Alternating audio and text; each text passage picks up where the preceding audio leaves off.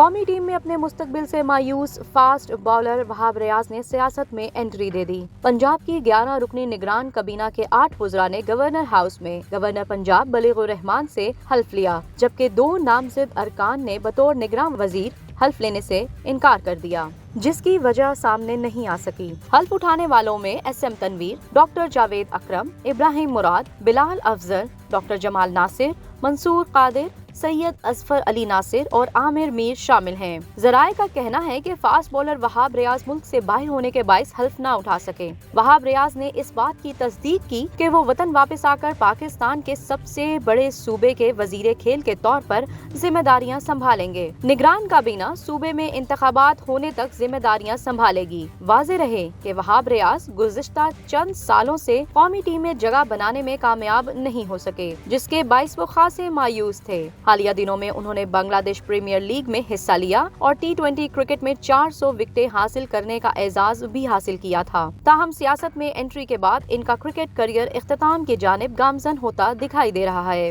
وہاب ریاض کو 13 فروری سے شروع ہونے والی پاکستان سپر لیگ میں پشاور زلمی کی نمائندگی کرنی ہے، جہاں انہیں پلاٹینیم کیٹیگری میں رکھا گیا ہے۔